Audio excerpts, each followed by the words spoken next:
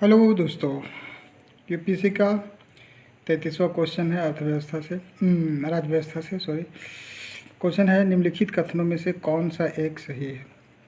कहता है भारत में एक ही व्यक्ति को एक ही समय में दो या अधिक राज्यों में राज्यपाल नियुक्त नहीं किया जा सकता है। ये गलत है। ये भारत में राज्यों के उच्च न्यायालय के न्यायाधीश राज्य के राज्यपाल द्वारा नियुक्त किए जाते हैं, ठीक वैसे ही जैसे उच्चतम न्यायालय के न्यायाधीश राष्ट्रपति द्वारा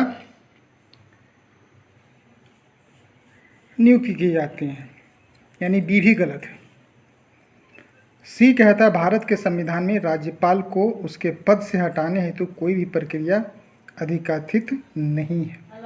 ये सही है सी। ठीक है। डी कहते विधायी व्यवस्था वाले संघ राज्य क्षेत्र में मुख्यमंत्री की नियुक्ति उपराज्यपाल द्वारा बहुमत समर्थन के आधार पर की जाती है। ये गलत है, क्योंकि देखिए अनुच्छेद 156 में ये उल्लेख है कि राज्यपाल जो है, ठीक है, कितने पदावधि तक रह सकते हैं, लेकिन ये नहीं है कि उनको पद से कैसे हटाया जा सकता है। जब तक राष्ट्रपति के प्रसाद पर्यंत वो राज्यपाल रहते हैं और 5 साल तक रहते हैं। 5 साल से पूर्व अगर चाहें तो वो पद त्याग कर सकते हैं। ठीक है, इसलिए इसका आंसर सी सही है। नंबर 34 में कहता है निम्नलिखित में से किस निकाय या किन निकायों का संविधान में उल्लेख नहीं है। तो 1, 2, 3 ये तीनों का नहीं है। राष्ट्रीय विकास परिषद नहीं है, योजना आयोग नहीं है, ठीक है, उसी तरह क्षेत्रीय परिषदें, इनका भी नहीं है।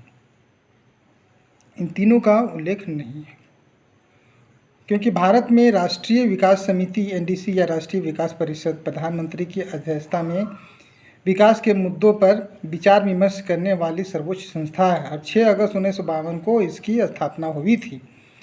इसमें प्रधानमंत्री के अतिरिक्त केंद्र सरकार में के कैबिनेट स्तर के मंत्री, सभी राज्यों के मुख्यमंत्री अथवा उनके स्थानापन्न संघ शासित क्षेत्रों के प्रतिनिधि और आयोगों के सदस्य शामिल होते हैं। ठीक है, इसलिए इसका आंसर डी है। 35 में आ जाइए। संसद अंतर्राष्ट्रीय संविधान को भारत के किसी भाग अथवा संपूर्ण भारत में लागू करने के लिए कोई भी कानून बना सकती है बिना किसी राज्य की सहमति से, यानी डी सही है। ये ए बी सी जो बोलता है कि सभी राज्यों की सहमति कोई ज़रूरी नहीं, बहुसंख्यक राज्यों की सहमति से कोई ज़रूरी नहीं, संबंधित राज्यों की सहमति से कोई ज़रूरी नहीं है। ये भारतीय संविधान के अनुच्छेद 253 के अनुसार संसद को किसी अन्य देश या देशों के साथ हुए किसी भी संधि, समझौते या प्रस्ताव अथवा किसी, ठीक है, अन्य राष्ट्र से, ठीक है, सम्मेलन या संस्था में लिए गए निर्णय को क्रियान्वित करने के लिए भारत के समस्त भूभाग या इसके किसी विशेष क्षेत्र के लिए कानून बनाने की शक्ति सब उसी में है, संसद में। इसलिए इसका आंसर डी।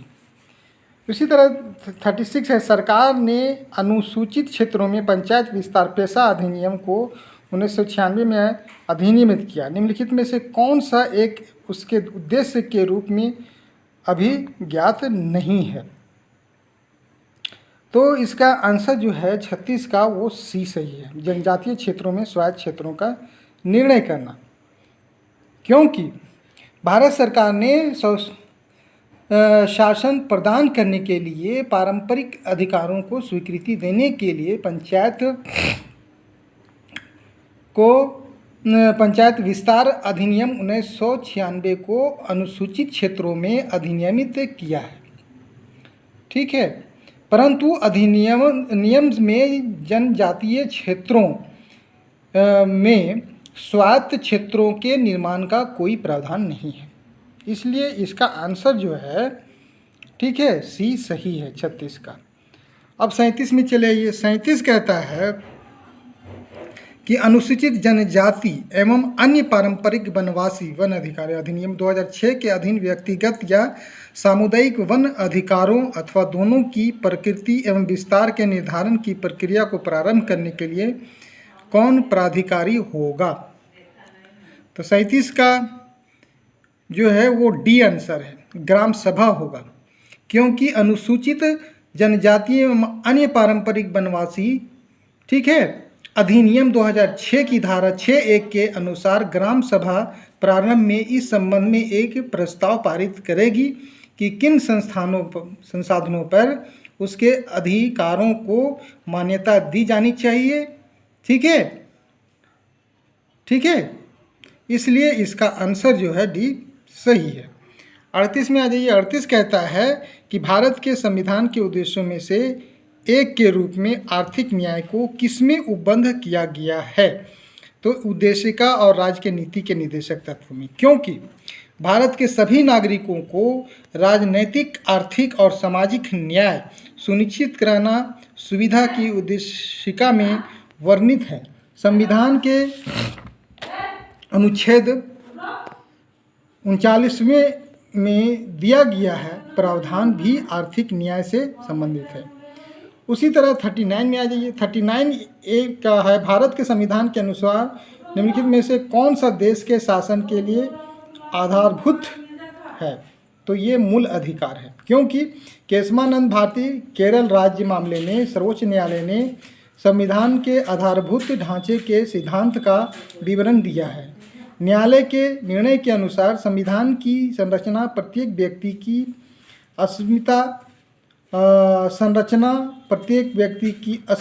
संरचना और स्वतंत्रता की नींव पर टिकी है। अतः कोई भी संशोधन नागरिकों के मूलभूत अधिकारों को खंडित नहीं कर सकता है। उसी तरह 40 में आ जाइए। 40 क्या कहता है, सो ध्यान दीजिए। निम्नलिखित कथनों पर विचार कीजिए। लोकलेखा की संसदीय समिति, लोकलेखा की जो संसदीय समिति है वो लोकसभा के अधिकतम 25 सदस्यों से गठित होती है। गलत।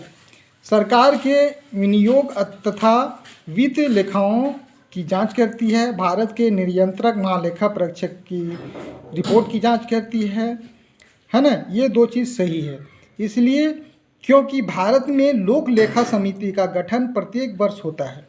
इसमें कुल 22 सदस्य होते हैं, जिसमें 15 लोकसभा से तथा 7 राज्यसभा से लिए जाते हैं। सदस्यों का कार्यकाल 1 साल का होता है। इसके अध्यक्ष की नियुक्ति लोकसभा अध्यक्ष करते हैं। ठीक है, और इस समिति का प्रमुख कार्य यह सुनिश्चित करना है कि संसद द्वारा, ठीक है, अनुदान धन का खर्च सरकार द्वारा मांग के अनुसार हो रहा है। नियंत्रक और महालेखा परीक्षक द्वारा प्रस्तुत लेखा परीक्षण रिपोर्ट इस समिति हेतु परीक्षण का आधार होता है। इसलिए बी आंसर सही है। Thank you.